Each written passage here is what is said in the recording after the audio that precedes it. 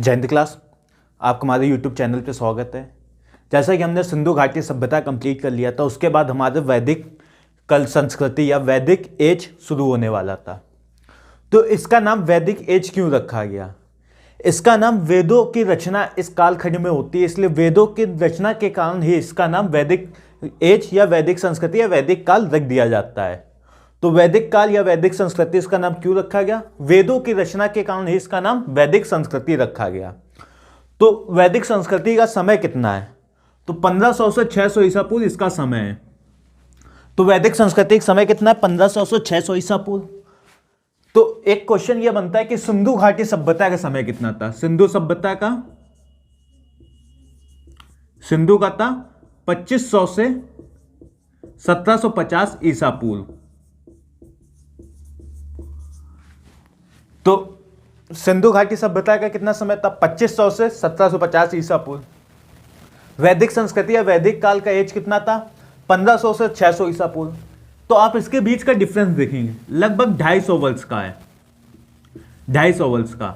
इसको किस नाम से जाना जाता है? पहले बात तो क्वेश्चन ये पूछा जाएगा कि सिंधु घाटी सभ्यता खत्म होने पर और वैदिक सभ्यता शुरू होने पर जो उसके बीच का समय है उसको क्या कहा जाता है? तो इसको संक्रमण काल कहा जाता है। संक्रमण काल।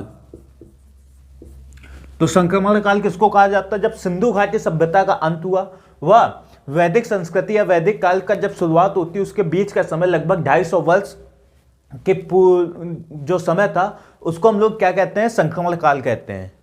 जैसे अभी कोरोना टाइम आया था, तो 2019 के बाद जब 2020 में कोरोना आता है तो एक साल पूरा लगभग बर्बाद हो जाता है। तो एक साल पूरा कोरोना ले गया, उसके बाद जब वैक्सीन लगना चालू हुई तब सब अपने पुराने काम धंधों पे लौटते हैं।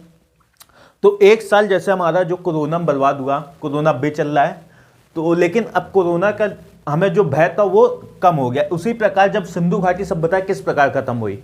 सिंधु घाटी सभ्यता खत्म हुई थी बाढ़ के कारण या पानी के अचानक आ जाने के कारण ही सिंधु घाटी सभ्यता का विनाश माना जाता है, खत्म होना माना जाता है। उसके बाद जब वैदिक संस्कृति जब शुरू होती है, लगभग 250 साल बाद एक काल का मतलब कि उसका उत्थान होना चालू होता है। कब से? 1500 ईसा पूर्व में। और सिंधु घाटी सभ्यता लगभग कब हो जाती है खत्म? 1750 ईस्वी में। जैसे एक साल को हम लोग 2019 के बाद 2021 सीधे मान लेते कि उसके बाद ही हम लोग ने 2021 से काम करना सही से शुरू किया। कोई भी चीज़ ऑफलाइन या बाहर ऑफिस जाना, वर्क फ्रॉम होम खत्म होने के बाद बाहर जाना, वो शुरू हुआ। तो वो जो 2020 को हम क्या कह सकते हैं? संक्रमण काल कह सकते हैं। फिर उसके बाद वैक्सीन आई, डेवलपमेंट यहाँ ज़्यादा था, जितनी तेज डेवलपमेंट उतने जल्दी संक्रमण काल को कम किया जा सकता है। लेकिन यहाँ डेवलपमेंट कुछ समय बाद ही हुआ था। तो सिंधु घाटी सभ्यता के डेवलपमेंट सिंधु घाटी से वैदिक संस्कृति का जब डेवलपमेंट शुरू हुआ उसको लगभग 250 वर्ष लग गए। और इस 250 वर्ष में यहाँ सिंधु घाटी सभ्यता के लोग भी रहते थे, वैदिक संस्कृति के लोग भी रहते थे। जो बाहर से आए थे आर्य कहे जाते हैं, जो बाहर से आए हुए आर्य कहे जाते हैं, वो भी इसी काल में। लेकिन जो संस्कृति, जो मेन संस्कृति जो उत्थान होना शुरू हुई है वैदिक संस्कृति, वो 1500 ईसा पूर्व मानी जाती है। तो सिंधु घाटी सभ्यता और वैदिक संस्कृति के बीच के समय क्या कहते हैं? संक्रमण काल कहा जाता है। और वैदिक संस्कृति जो थी हमारी वो थी पितृ सत्तात्मक।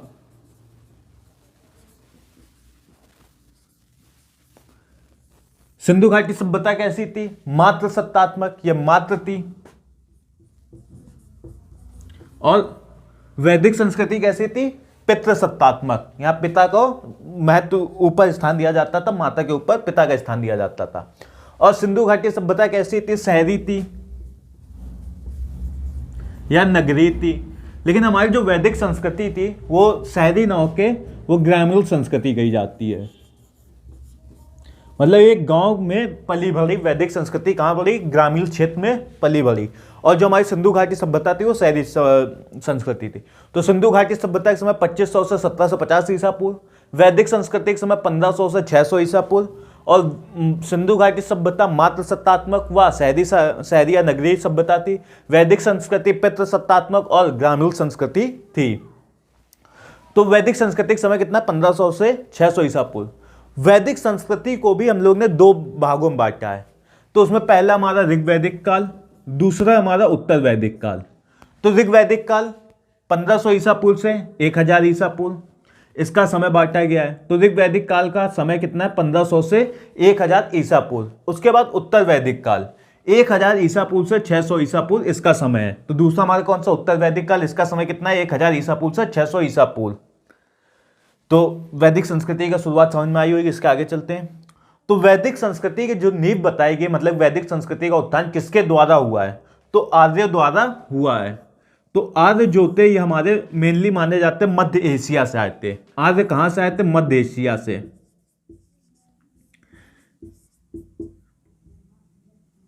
मध्य एशिया। तो आर्य कहां से आए थे? मध्य एशिया से आए थे। जितने भी इतिहासकार हैं या विद्वान हैं, उन्होंने अधिकतर 70% लगभग लोगों ने मध्य एशिया माना है। कुछ ने कहीं और का मांगा है, कुछ ने भारत का माना है, कुछ ने हिमालय क्षेत्र का माना है, कुछ ने तिब्बत क्षेत्र का माना है, कुछ ने एक दो ने ध्रुव का माना, उत्तरी ध्रुव दक्षिणी ध्रुव का माना है। लेकिन जो मेनली ज्यादातर लोगों ने माना है वो कहाँ का माना है? मध्य एशिया का माना है आर्यों को। और इनको ये कहा जाता है जो आर्य आए थे इनको संस्कृत बहुत अच्छी आती थी। तो आर्य कहाँ से आए थे? और भारत में ये कहा जाता है कि जब आर्य भारत में आए थे तब भारत में किसका कौन मतलब कि थे, कौन सी जाति के लोग रहते थे? तो द्रविड़ जाति के लोग रहते थे। तो वैदिक संस्कृति की नींव किसके द्वारा रखी गई? आर्यों द्वारा रखी गई। और आर्य कहाँ से आए थे? मध्य एशिया से आए थे। और एक ये क्वेश्चन बन जाता है कि वैदिक संस्कृति किस काल में आती है? तो आग ऐतिहासिक काल में आती है। तो वैदिक संस्कृति का काल कौन सा है? आग ऐतिहासिक काल है। वैदिक संस्कृति की नींव आर्यों द्वारा रखी गई। और जो आर्य थे ये एक भाषा समूह था, ना कि एक कोई जाति थी। मतलब कि जितने लोगों को एक भाषा आती थी उनको एक भाषा समूह का कह दिया जाता है। जैसे हिंदी वाले लोगों को हिंदवी कह दिया जाता है, हिंदी उनको बहुत अच्छी आती है। उत्तर भारत के लोगों को हिंदी बोलने में मतलब कहा जाता है अच्छी उनकी होती है, तो उनका एक भाषा समूह बना। कौटिल्य ने अर्थशास्त्र में कहा है कि आर्यों को दास नहीं बनाया जा सकता। मतलब कौटिल्य का कथन था कि जो आर्य होते हैं वो बहुत ही विद्वान होते हैं, इनको हम घर का नौकर नहीं बना सकते, उनको उच्च पद पर ही रखा जा सकता है। तो कौटिल्य वैसे ही अपने आप में महान थे और उनकी बातें ही कितनी इंपॉर्टेंट है ये सबको पता है। तो कौटिल्य ने अर्थशास्त्र, तो कौटिल्य की पुस्तक कौन सी? अर्थशास्त्र। और इसमें इन्होंने क्या है कि आर्यों को दास नहीं बनाया जा सकता। तो आर्यों को क्या नहीं बनाया जा सकता? दास नहीं बनाया जा सकता। यह कथन किसका है? आर्यों को दास नहीं बनाया जा सकता, यह कथन किसका है? तो कौटिल्य का किसमें कहा है? अर्थशास्त्र में कहा है। और इसके बाद आर्य भारत में सर्वप्रथम सप्त सैंधव प्रदेश में आए थे। तो सप्त सैंधव प्रदेश को क्या कहा जाता है? पंजाब प्लस हरियाणा। सप्त मतलब 7, सैंधव प्रदेश मतलब 7 नदियों को जो बना के बनता है उसको सप्त सैंधव प्रदेश कहते हैं। तो पंजाब में 5 नदियां व हरियाणा में 2 नदी, उनको मिलाकर क्या कहा जाता है? सप्त सैंधव प्रदेश कहा जाता है। तो आइए इसके बारे में जान लेते हैं। तो सप्त सैंधव प्रदेश के बारे में क्या है? तो इसका एक विवाद हुआ था 1904 पेप्सू विवाद। तो पेप्सू क्या था? पंजाब एवं ईस्ट पटियाला स्टेट यूनियन। तो पंजाब एवं east Patiala state union, Punjab एवं ईस्ट पटियाला स्टेट यूनियन कब हुआ था विवाद? 1966 में। तो आज़ादी के बाद भारत में भाषाई आधार पर राज्यों को विभाजित करने की मांग उठने लगी थी। सबसे पहला राज्य 1 अक्टूबर 1953 को आंध्र प्रदेश बना था। उससे पहले 2-3 समिति बन चुकी थी, जैसे 1953 में जेवीपी समिति, उससे पहले एसके धर समिति 1948 में ही बनी थी। इसके बाद जेवीपी समिति, फिर 1953 बनी थी फजल अली आयोग समिति। उसके बाद फजल अली आयोग ने अपनी रिपोर्ट दी थी कि भारत को 14 राज्यों में बांटा जाए व 6 यूनियन केंद्र शासित प्रदेश बनाया जाए, यूनियन टेरिटरी बनाई जाए। उसके बाद 1956 में इसने अपनी रिपोर्ट फजल अली आयोग ने दी थी। इसके बाद पेप्सू विवाद हुआ था। इसमें क्या था? इसका अध्यक्षता शाह आयोग कर रहा था। इसकी मतलब कि जो पेप्सू विवाद को सुलझाने का किसको जिम्मा दिया गया था? तो शाह आयोग को दिया गया था। तो शाह आयोग ने कहा कि जो इन चारों को मिलाकर पंजाब, हरियाणा, हिमाचल प्रदेश, चंडीगढ़ को मिलाकर एक राज्य बनता था, पेप्सू उसको कहा जाता था। तो भाषाई आधार पर यहाँ भी विवाद शुरू हो गया कि हमको भी भाषाई आधार पर राज्यों का विभाजन किया जाए। तो जो पंजाबी ज़्यादा बोलते थे उस राज्य को पंजाब बना दिया गया, जो हिंदी ज़्यादा बोलते थे उस राज्य को हरियाणा बना दिया गया, जो पहाड़ी क्षेत्र था पहाड़ी क्षेत्र को हिमाचल प्रदेश बना दिया गया, वह विवादित क्षेत्र को चंडीगढ़ बना दिया गया। तो चंडीगढ़ आज भी पंजाब व हरियाणा की कैपिटल है और दोनों का हाई कोर्ट चंडीगढ़ में, और चंडीगढ़ यूनियन टेरिटरी में भी आती है। तो पेप्सू विवाद ये था, इसलिए पंजाब प्लस हरियाणा इसलिए लिख दिया है क्योंकि पेप्सू इससे पहले इनको सारी जो 7 नदियां थी वो इन्हीं दोनों क्षेत्र में बहती थी, पंजाब व हरियाणा में। तो पेप्सू आपको समझ में आया कब हुआ? 1966 में। ये पॉलिटी का टॉपिक है, लेकिन पंजाब प्लस हरियाणा को समझाने के लिए आपको यहाँ लिख दिया है। तो आज भारत में सर्वप्रथम कब आए? वो सर्वप्रथम सप्त प्रदेश में बसे थे। तो सप्त प्रदेश कौन सा? पंजाब प्लस हरियाणा। पंजाब में 5 नदियां, हरियाणा में 2 नदियां। इसके बाद भगवान दास गिडवानी। तो भगवान दास गिडवानी की पुस्तक कौन सी? Return of the Aryans. तो भगवान दास की पुस्तक रिटर्न ऑफ द आर्यंस में आर्यों का मूल निवास स्थान किसको बताया? तो भारत को बताया गया है। तो भगवान दास गिडवानी की पहली पुस्तक कौन सी है? Return of the Aryans. तो रिटर्न ऑफ द आर्यंस किसकी पुस्तक? भगवान दास गिडवानी की। और भगवान दास गिडवानी ने आर्यों का मूल निवास स्थान क्या बताया? भारत बताया। मतलब इनका कहने का मतलब कथन ये था कि जो आर्य थे वो कहीं मध्य एशिया या किसी अदर जगह से ना आके ये भारत में ही जन्मे थे और भारत में ही इनका उत्थान हुआ था और इन्होंने वैदिक संस्कृति की स्थापना की थी, ये कह सकते हैं। तो ये किसका कथन है? भगवान दास गिडवानी का। इसके बाद बाल गंगाधर तिलक।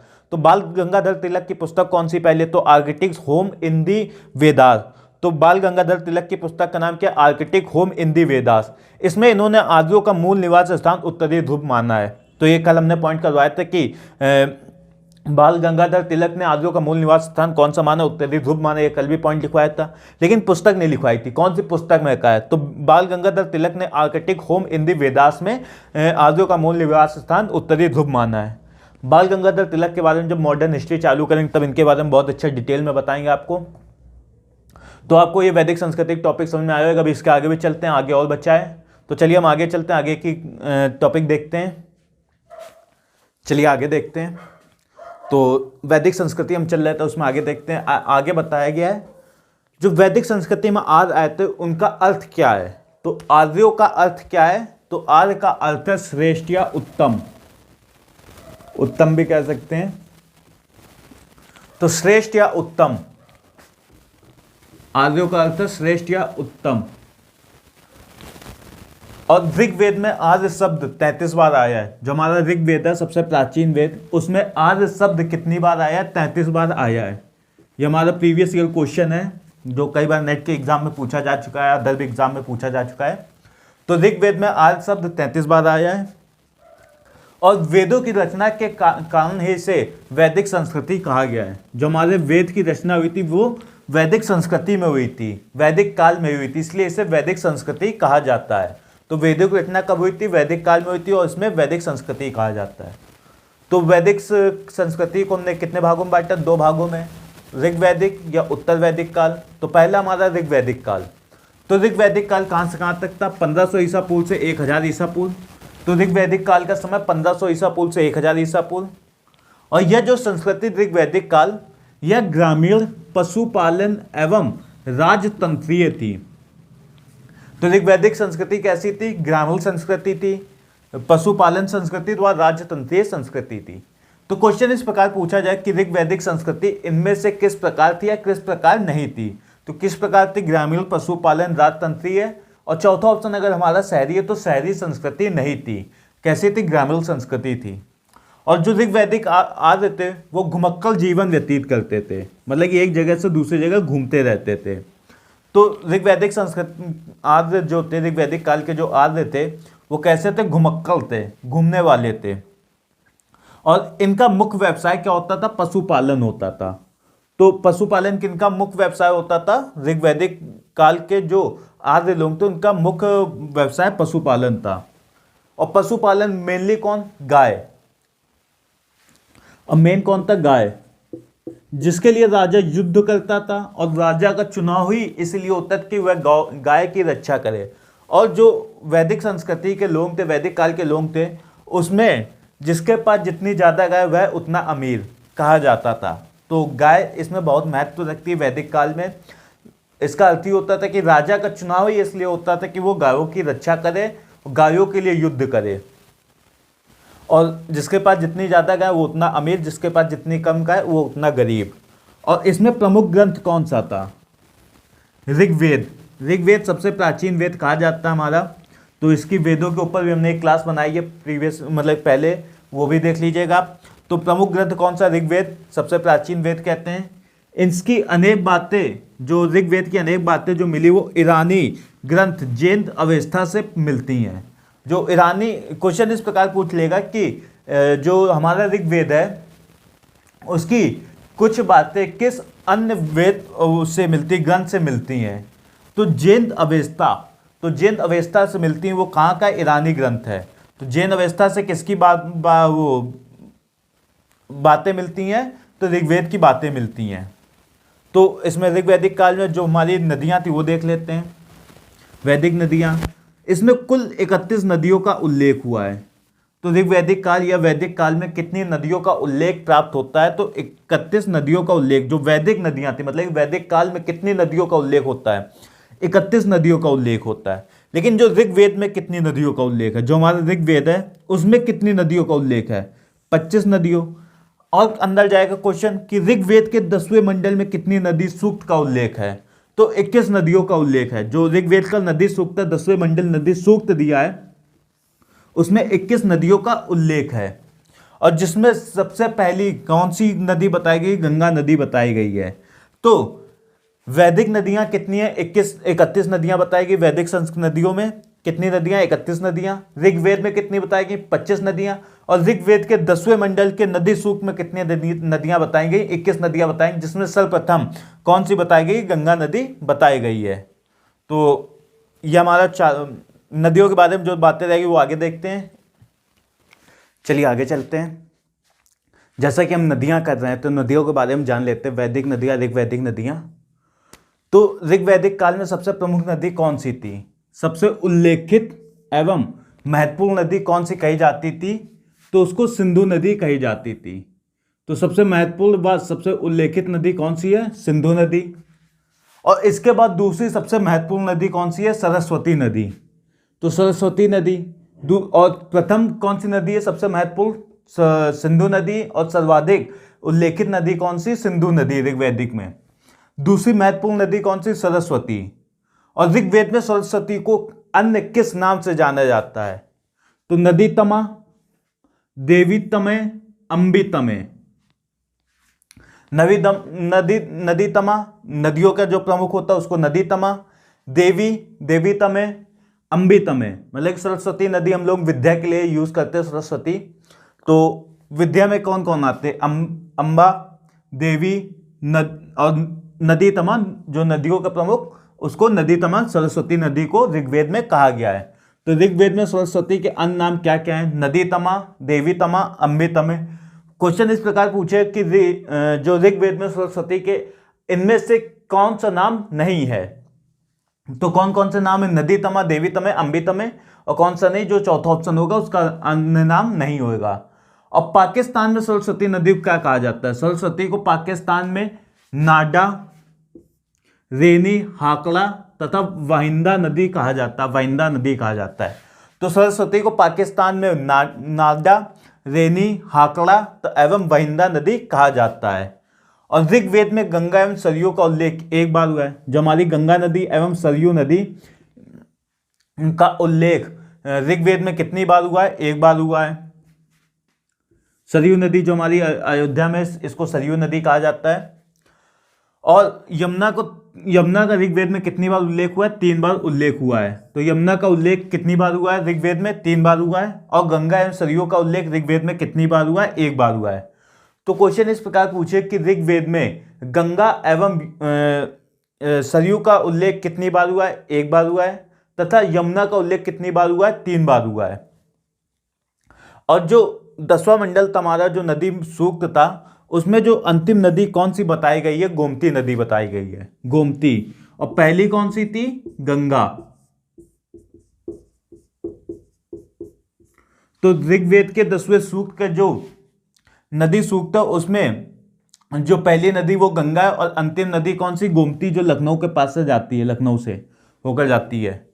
तो गोमती रिवर फ्रंट जहां बन रहा था वही गोमती नदी, तो गोमती नदी बताई जाती है। तो 10वें मंडल की अंतिम नदी गोमती और पहली नदी गंगा है। और आर्यावर्त, जैसे हम आर्यावर्त कहते हैं, वो आर्यावर्त का क्षेत्र कहां तक था, तो हिमालय पर्वत, जो हमारा ऊपर हिमालय बनाएंगे अगर मैप बनाते हैं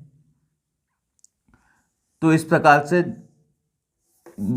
जो हिमालय ऊपर से आता है इस प्रकार से, यहां से लेकर विंध्य पर्वत एमपी की जो सीमाएं है वहां तक, एमपी के सीमाएं तक जो हमारा क्षेत्र कहा जाता तो वो हिमालय क्षेत्र कहा जाता था, आर्यावर्त कहा जाता था।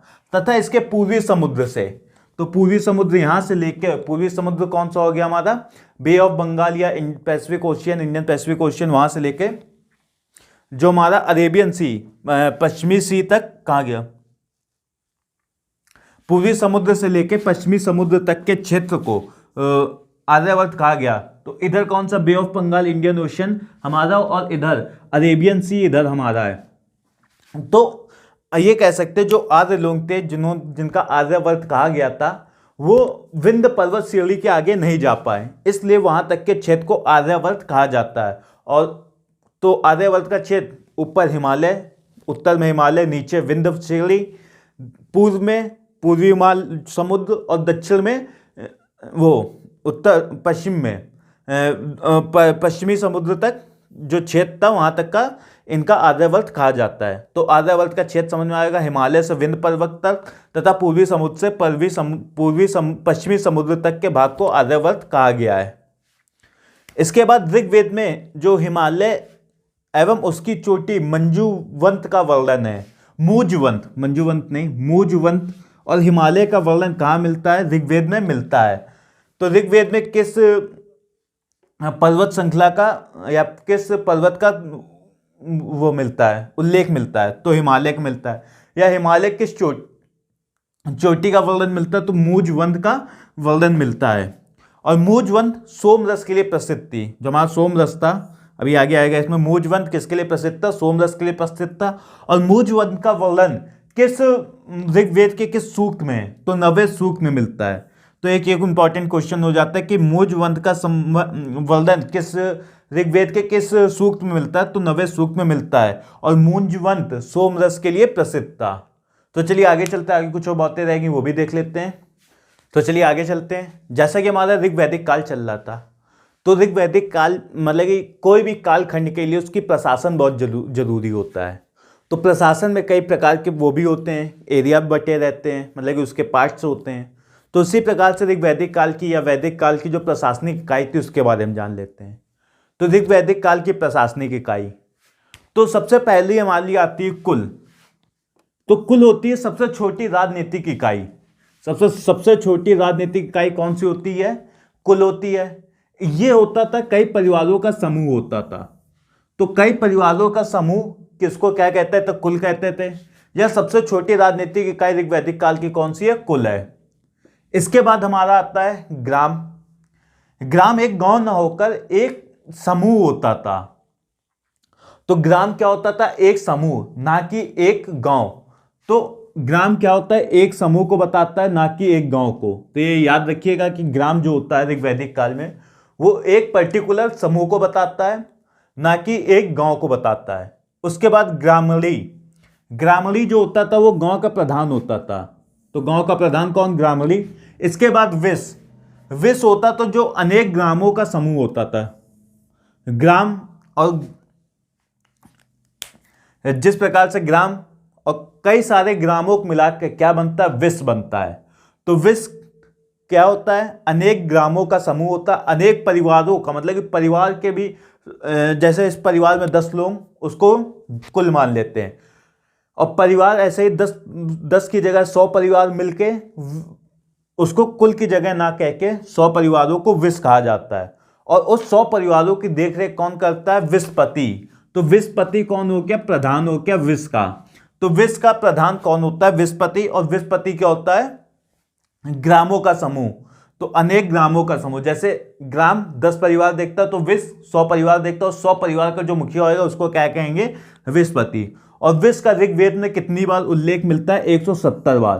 तो ये भी क्वेश्चन पूछ लेता है कि विस का उल्लेख ऋग्वेद में कितनी बार हुआ है, तो 170 बार। ऑप्शन ऐसे देता 169, 170, 170 और 172। उसमें कितनी बार हुआ, 170 बार हुआ है। तो विस का उल्लेख कितनी बार, 170 बार, 170 बार। इसके बाद जन, अनेक विषों का समूह। जो अनेक विष थे उनका समूह क्या कहलाता, जन। कुल में कितने घर, 10 परिवार। विष में कितने, 100 परिवार। जन में कितने, 500 परिवार 500 परिवार, अगर एक परिवार में 3 लोग मान लेते, 30 लोग इसमें, 300 इसमें, इसमें 1500, मतलब कि 500 परिवार, तो 3 इंटू 5 15, 1500 परिवार किसमें थे, जन में थे। एक एग्जाम्पल बता दें आपको याद करने के लिए, तो जन में कितने 500 परिवार, और अनेक विश्वों का समूह मतलब कि 100 करके अनेक, मतलब 10-12 गांव मिला के किसका समूह बनता है, जन का। और उसका मुखिया को क्या कहा जाता है, तो जन का मुखिया होता है, या 500 परिवारों जो मुखिया होगा उसको क्या कहा जाता है, जनपति या राजा कहा जाता है। तो जन अनेक विश्वों का समूह, इसका मुखिया जनपति व राजा। तो कुल सबसे छोटी राजनीतिक इकाई, इसमें कितने लोग या कितने परिवार, 10 परिवार, कई परिवारों का समूह होता है तो कई परिवार में 10 परिवार मान लेते हैं, उसका समूह कुल। उसके बाद ग्राम, ये गांव, मतलब गांव नहीं होता, एक सब उसको बताता, समूह को बताता है।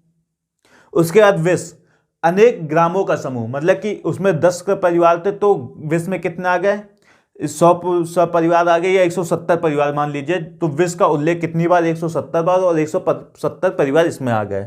इसके बाद जन अनेक विश्वों का समूह, तो इसका उल्लेख कितनी बार, 275 बार, तो इसमें कितने परिवार आ गए, 275 परिवार आ गए, मतलब दुगने। तो विश्व का उल्लेख 275 बार, और ये ऋग्वैदिक काल में सर्वाधिक उल्लेख किसका हुआ है, जन का हुआ है, कितनी बार, 275 बार। तो जन का उल्लेख सर्वाधिक 275 बार। इसके बाद आता है इंद्र का 250 बार। तो ये भी क्वेश्चन याद कर लीजिएगा कि सर्वाधिक ऋग्वेद में किसका उल्लेख होता है, जन का होता है, उसके बाद इंद्र का होता है, जन फिर इंद्र का कितनी बार, 250 बार, और जन का कितनी बार, 275 बार होता है। तो जन अनेक विश्वों का समूह, और इसका मुखिया कौन होता है, जनपति या राजा होता है, और जन का उल्लेख 275 बार, जो कि ऋग्वेद में सर्वाधिक किसका उल्लेख मिलता है, जन का उल्लेख मिलता है, कितनी बार, 275 बार। इसके बाद इंद्र का 250 बार। इसके बाद राजा व पृथ्वी, ये याद कर लीजिए कि राजा और पृथ्वी जो होती है उसका उल्लेख कितनी बार मिलता है, एक बार मिलता है। तो राजा और पृथ्वी का उल्लेख कितनी बार, एक बार। इंद्र का उल्लेख कितनी बार, 250 बार। एक ये मोस्ट इंपॉर्टेंट क्वेश्चन बनता है कि इनमें से किसका उल्लेख ऋग्वेद में नहीं है, तो जनपद का उल्लेख एक भी बार नहीं है, तो एक भी बार नहीं है, एक बार भी नहीं है। तो क्वेश्चन इस प्रकार पूछेगा कि ऋग्वेद में किसका उल्लेख नहीं है, जन का, राजा का, इंद्र का, या पृथ्वी का, या जनपद का। तो जनपद का उल्लेख एक भी बार नहीं है। तो किसका किसका किसका उल्लेख नहीं, जनपद का उल्लेख एक भी बार नहीं है। तो जन का है, राजा का है, पृथ्वी का है, इंद्र का है, किसका उल्लेख नहीं, जनपद का उल्लेख नहीं है। तो ये भी क्वेश्चन याद रखिएगा। तो चलिए आज की क्लास यहीं समाप्त करते हैं। इसके बाद जो ऋग्वैदिक काल में कुछ पॉइंट बाकी वो कल हम कंप्लीट करवा देंगे। उसके बाद उत्तर वैदिक काल शुरू होएगी। तो चलिए आज की क्लास यहीं समाप्त करते हैं। कल फिर मिलेंगे इसी के आगे नई क्लास से, मतलब इसी के आगे जो ऋग्वैदिक काल है।